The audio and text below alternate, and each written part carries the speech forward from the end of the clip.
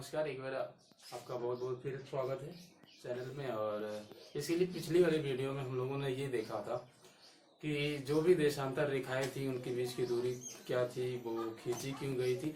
इन सारी विशेषताओं के साथ हमने कहा था कि और भी चीज़ें इसमें बची हुई हैं जिसको हम अगले वाली क्लास में देखेंगे। तो आज जो हम पढ़ेंगे, देखिएगा, हम देशांतर रेखाओं के संदर्भ में जो पढ़ाई कर रहे थे उसमें हमने देख लिया था देशांतर रेखा जो जीरो देशांतर था उसकी विशेषताओं के बारे में हमने देख लिया था।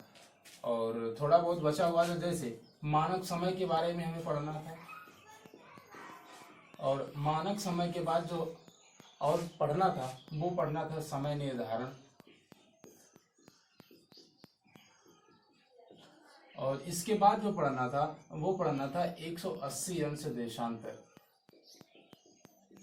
तो जीरो देशांतर पे हम लोगों ने बात कर ली थी। मानक समय अभी करेंगे, समय निर्धारण आज ही पढ़ेंगे इसी वाली क्लास में, और 180 अंश देशांतर भी इसी वाली क्लास में पढ़ेंगे। ठीक, हाँ, पिछली वाली वीडियो में आप लोगों का जो रिव्यू था, कमेंट था, वो बहुत बेहतरीन था। बस ऐसे ही करते रहिए। देखिएगा, जीरो देशांतर के बारे में हम लोग बात कर चुके थे। मानक समय, समय निर्धारण और 180 अंश देशांतर की बात इस वाली वीडियो में हम करेंगे। अगर किसी को कहीं समस्या होगी, किसी प्रकार की कोई भी समस्या हो, आराम से कमेंट बॉक्स में आइए, लिखिए, अपनी पूरी समस्या लिखिए, समाधान किया जाएगा। और ज़्यादा से ज़्यादा हो सके तो शेयर करने की कोशिश कीजिए। ठीक, शुरू करते हैं। देखिए, आज की क्लास शुरू करेंगे हम मानक समय के बारे में, टाइम जोन।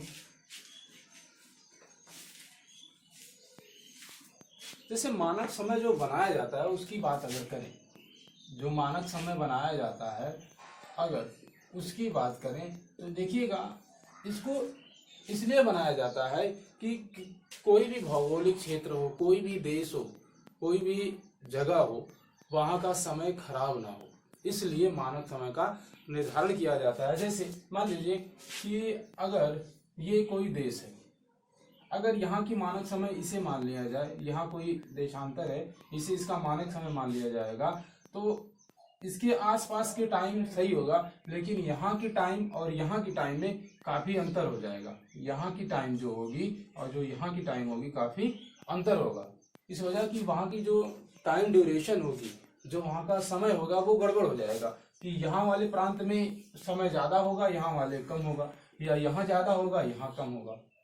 तो इन चीजों से बचने के लिए कि दोनों जगह का समय सेम हो, जैसे भाइयों में बंटवारा किया जाता है एकदम बराबर का, वैसे ही क्या करते हैं, हम देश को दो हिस्सों में बांट देते हैं। बांटने का मतलब ये है कि बंटवारा नहीं करते। जैसे अगर मान लीजिए ये कोई देश है, तो जो इसकी एकदम बीचों बीच से रेखा जाती हो, इसे ही हम मान लेते हैं मानक समय।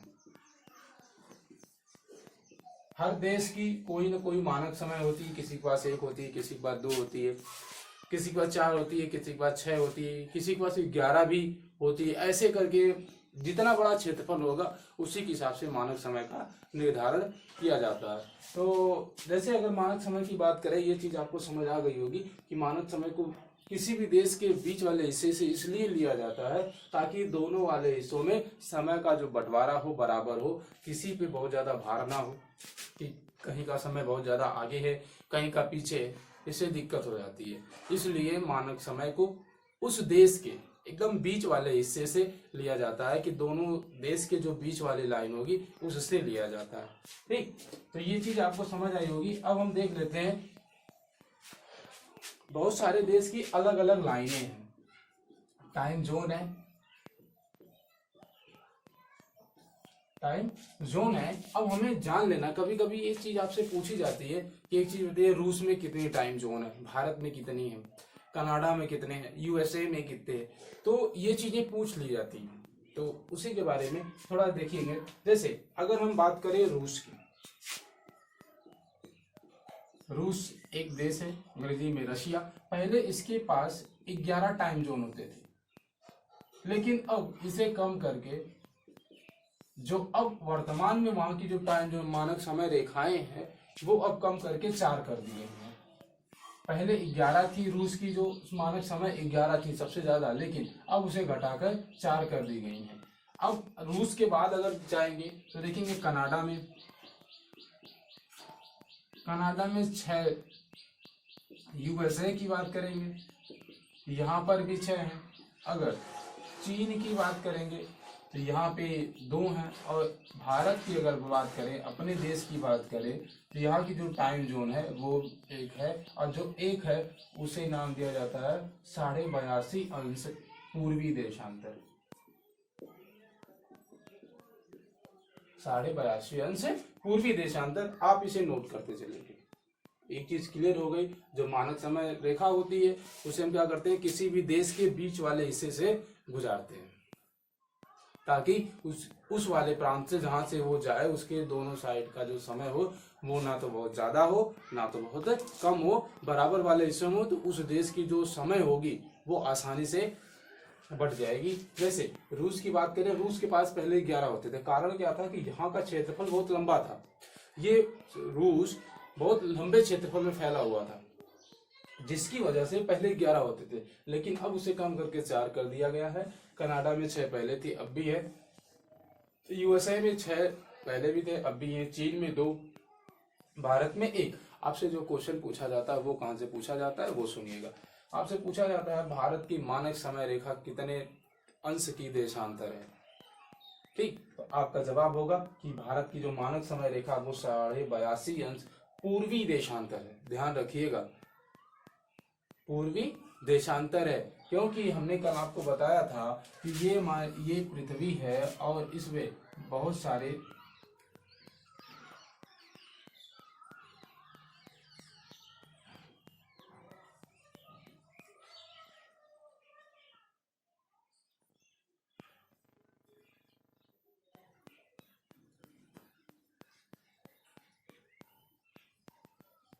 ये देश है। और देखिएगा, यहाँ से ये भारत है, यहाँ से होके जाती है, और जीरो वाली यहाँ से होके जाती है। अगर जीरो लाइन यहाँ से होके जाती है तो 2.5 इसके पूर्व में है, इसलिए इसे नाम दिया जाता है पूर्वी देशांतर।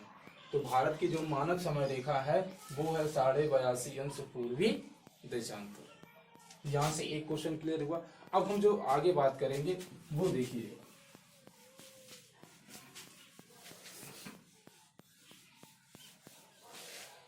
देखिएगा, थोड़ा सा समझने की कोशिश करिएगा।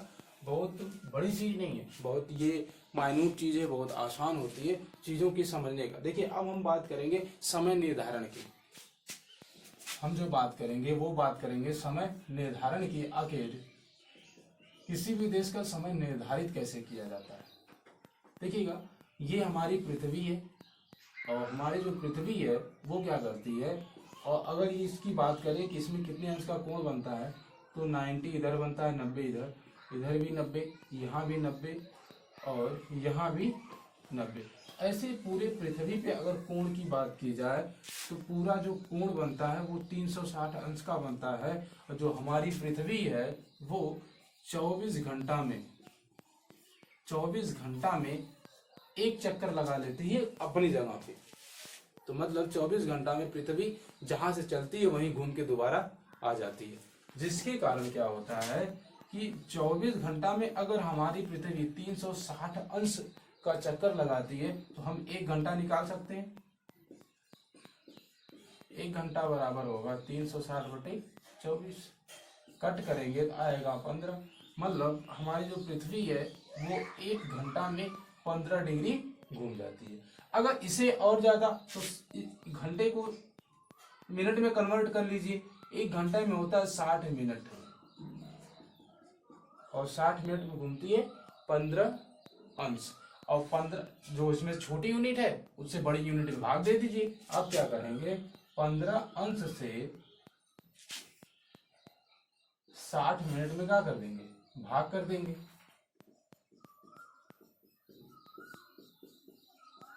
तो आपको निकल जाएगा 4।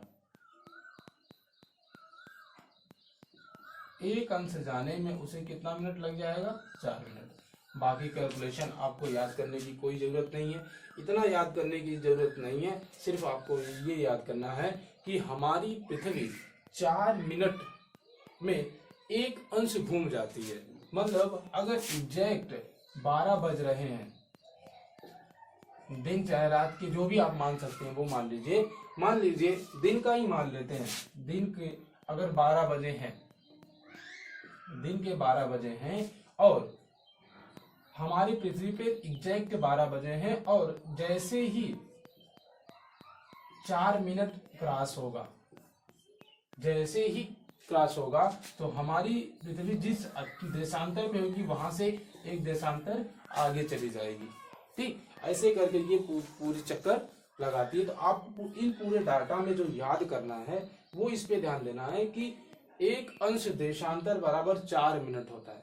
अब इससे ही आप पूरे किसी भी देश की समय का निर्धारण कर सकते हैं या वहां का जान सकते हैं। आप कैसे निकालेंगे ये देख लीजिएगा। हम बात करेंगे भारत की समय की, बाकी और भी की आप निकालना चाहेंगे तो वहां की मानक समय को देख लीजिएगा और निकाल दीजिएगा। हमने अभी आपको बताया था कि जो भारत का मानक समय है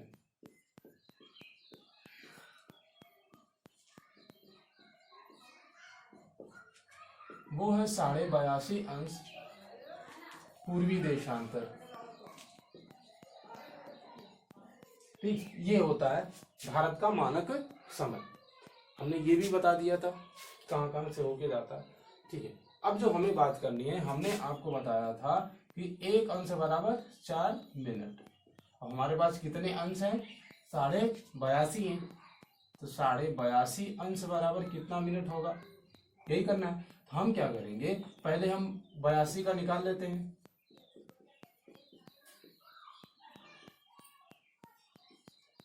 8 चौका 32, तो 328 ये क्या हो गया, मिनट हो गया। ये अभी 82 अंश का निकला है। अब हमें हाफ अंश का निकालना है। तो अगर एक अंश बराबर 4 मिनट है तो हाफ अंश बराबर कितना होगा, 2 मिनट। तो अगर 82.5 हम पूरा इंक्लूड करेंगे, 328 प्लस 2 330 मिनट ये आ जाएगा।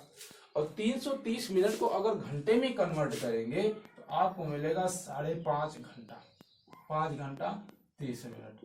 तो ये हम मान सकते हैं कि जो भारत का मानक समय रेखा है वो 5.5 घंटा आगे है। किससे आगे है ये जान लीजिएगा। हमने आपसे बताया था कि 0 देशांतर से जो 82.5 वाली रेखा है वो यहाँ खींची गई है, जो भारत से होके जाती है। अगर भारत से होके जाती है तो ये यहाँ से कितनी आगे है, 82.5 अंश देशांतर आगे है। अगर यहाँ मान लीजिए 12 बजे हैं दिन के, यहाँ दिन के 12 बजे हैं, कहाँ पे, 0 देशांतर पे। तो अगर हमसे पूछा जाए कि 82.5 अंश देशांतर पे कितना बजेगा, तो हम क्या करेंगे, इस 12 में 5.5 घंटा ऐड कर देंगे, 5 घंटा 30 मिनट इसमें क्या कर देंगे, ऐड कर देंगे और बता देंगे कि आखिर भारत में समय कितना हो रहा होगा। देखिए एक चीज और जानिएगा, अगर आप पूरब दिशा की तरफ जा रहे हैं, अगर आप पूरब दिशा की तरफ जा रहे हैं तो आप हमेशा समय को जोड़ेंगे। आप अगर पूरब दिशा की तरफ जा रहे हैं तो समय को आप, अगर ये 0 देशांतर है, अगर इसके आप पूरब दिशा में जाएंगे तो समय को प्लस करेंगे।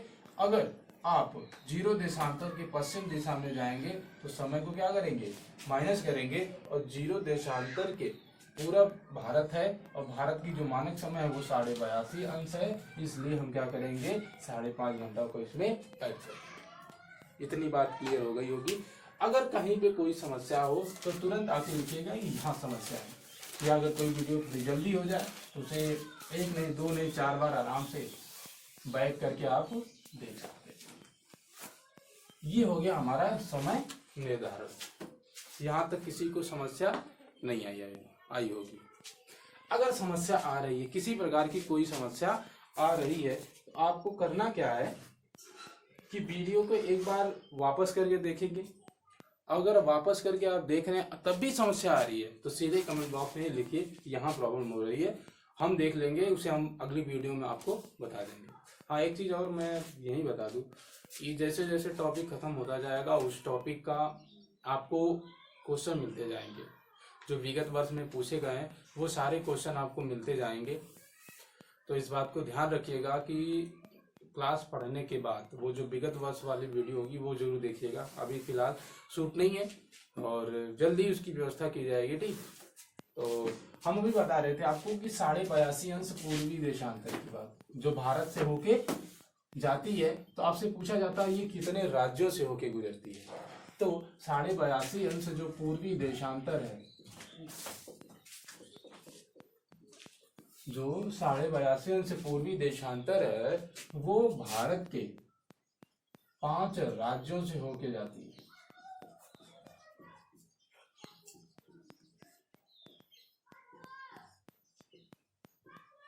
ठीक, इतनी बात तो आपको क्लियर हो गई होगी कि 82.5 अंश भारत की मानक समय रेखा है, और मानक समय रेखा होने के साथ साथ ये 5 राज्यों से होके जाती है। अब हमें जान लेना आखिर ये 5 राज्य हैं कौन जहां से ये होके गुजरती है। जैसे पहला देखिएगा उत्तर प्रदेश। अगर आपके पास मैप होगा, एटलस होगा, तो उसमें भारत का पॉलिटिकल खोलेंगे, उसमें सारे राज्य आपको मिलते जाएंगे और एक लाइन वहां से गुजर रही होगी, आप देखना चाहेंगे तो देख सकते हैं। तो पहला हो गया उत्तर प्रदेश, दूसरा हो गया मध्य प्रदेश, और देखिएगा उत्तर प्रदेश मध्य प्रदेश के नीचे एक मिलेगा जिसका नाम होगा छत्तीसगढ़।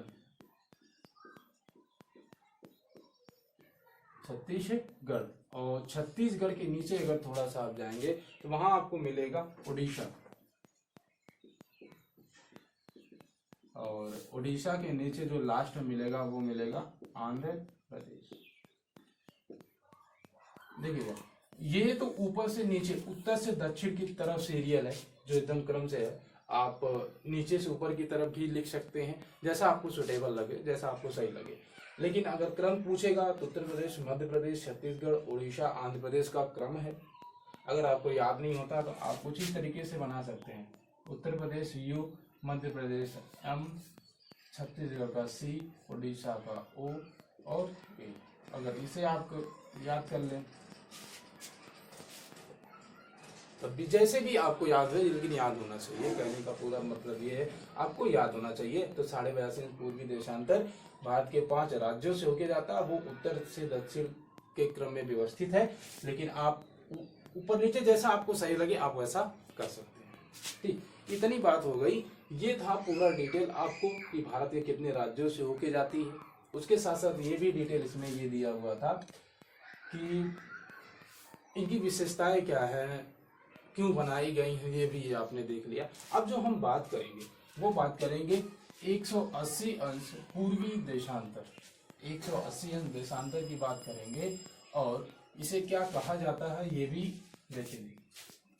हमने आपको बताया था कि 0 देशांतर से हम समय निर्धारण करते हैं। 0 देशांतर से समय निर्धारण किया जाता है कि पूरे विश्व में किसी भी देश में कितना बजा है, वो 0 देशांतर से किया जाता है। ठीक, और जो 180 के बारे में अब हम पढ़ेंगे, 180 अंश देशांतर के बारे में हम पढ़ेंगे, इससे क्या निर्धारण किया जाता है। इसे तिथि का निर्धारण किया जाता है।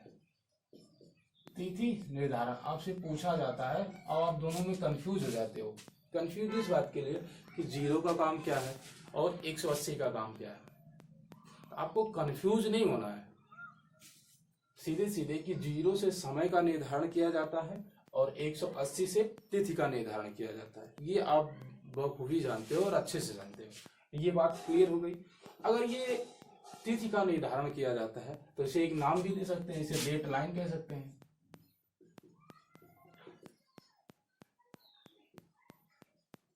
इसे डेट लाइन नाम दे दिया जा सकता है।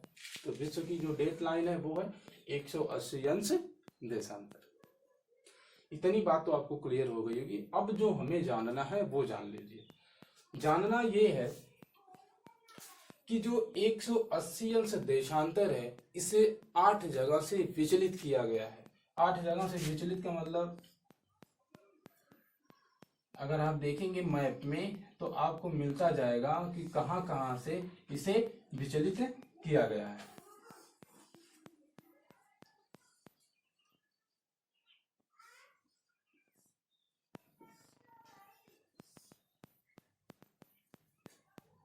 एक जगह, 2 जगह, 3, 4, 5, 6, 7 और एक 8।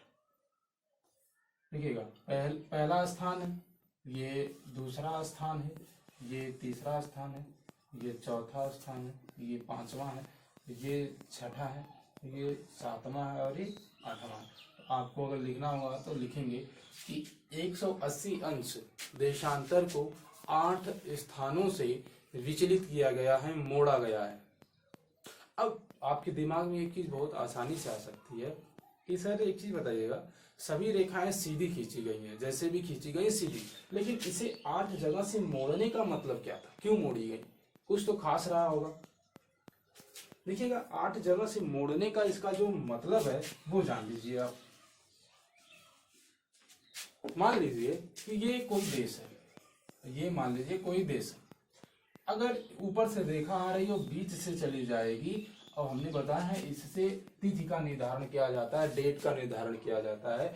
अगर इस देश के बीच से ये रेखा गई तो तुरंत ये हो जाएगा इस वाले प्रांत में और इस वाले प्रांत में। मान लीजिए प्रांत ए है, प्रांत बी है, तो प्रांत बी का जो दिन होगा वो दूसरा कहा जाएगा, प्रांत ए का जो दिन होगा वो दूसरा कहा जाएगा।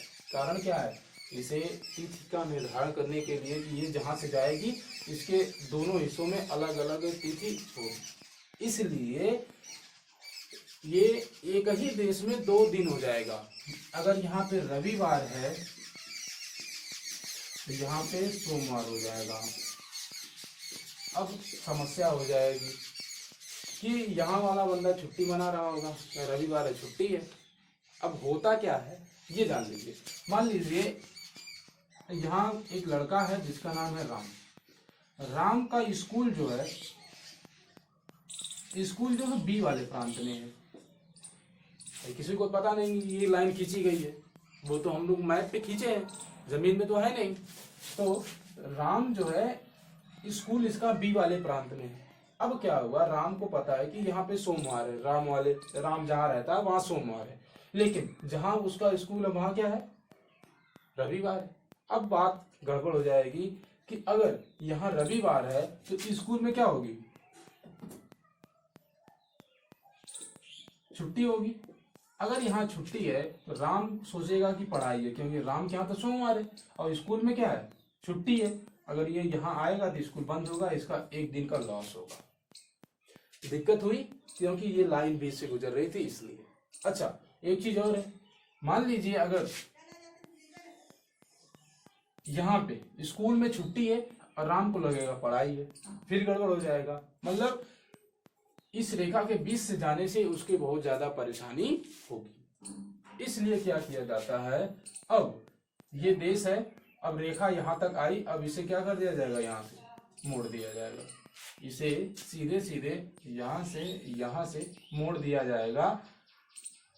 इसलिए मोड़ दिया जाएगा क्योंकि ये जो देश है इसका जो समय है वो डिस्टर्ब ना हो। जैसे अगर रेखा को मोड़ देंगे, अब यहाँ पे या तो रविवार होगा या तो सोमवार होगा। इस दुविधा से बचने के लिए इसे 8 जगह से मोड़ दिया गया है। एक तो बहुत बढ़िया क्वेश्चन बनता है। क्वेश्चन क्या बनता है वो सुनिएगा कि 180 अंश जो देशांतर है वो किस जलसंधि के समानांतर है। अगर आप मैप आपके पास होगा तो आप देखेंगे कि 180 अंश जो देशांतर है वो बेरिंग जलसंधि, आप देखेंगे यूएसए के अलास्का वाले प्रांत में अगर आप देखेंगे तो आपको मिलेगा बेरिंग जलसंधि है। बहुत बार पूछा गया है, बेरिंग जलसंधि के समानांतर है 180 अंश देशांतर। कितने जगह से विचलित किया गया है, 8 जगह से विचलित किया गया है। ठीक, अगर 8 जगह से विचलित किया गया है तो आपने ये भी देख लिया। अच्छा, एक चीज अगर आप लिखना चाहते हैं तो लिख लीजिए कि ये जो लाइन हमने अभी बनाई थी, अगर यहाँ रविवार है और यहाँ सोमवार होगा, कब होगा, जब यहाँ रविवार है यहाँ सोमवार होगा, जब कोई व्यक्ति बी से, ये बी प्रांत है ये ए प्रांत है माना, तो बी प्रांत से अगर ए प्रांत में आएगा, मतलब पूरब से पश्चिम में आएगा, तो इसमें एक दिन क्या किया जाएगा, जोड़ा जाएगा। और अगर कोई व्यक्ति ए वाले प्रांत में है, उसे बी वाले प्रांत में जाना है, अगर वो इधर जाएगा तो उसमें एक दिन क्या किया जाएगा,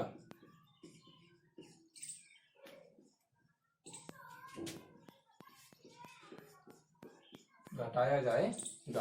तो ये चीजें आपसे पूछी जाती है, कभी कभी ऐसा पूछा जाता है कि यहाँ पे कोई देश है, यहाँ पे कोई देश है, कोई देश इधर आ रहा है तो क्या होगा, या इधर जा रहा है तो क्या होगा। ये सारी चीजें आप क्लियर हो गई। और एक चीज इसे डेट लाइन इंटरनेशनल, इसे डेट लाइन भी कहा जाता है, इसे अंतरराष्ट्रीय तिथि रेखा के नाम से भी जानते हैं। आप ये चीज पहले बता देनी चाहिए थी, लेकिन अभी लिख लीजिए। जो 180 अंश देशांतर है, इसे अंतरराष्ट्रीय तिथि रेखा भी कहा जाता है। इसे तिथि का निर्धारण किया जाता है, अंतरराष्ट्रीय तिथि रेखा।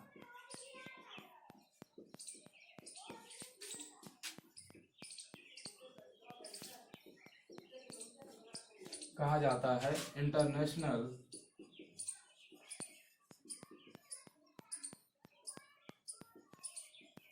Date line.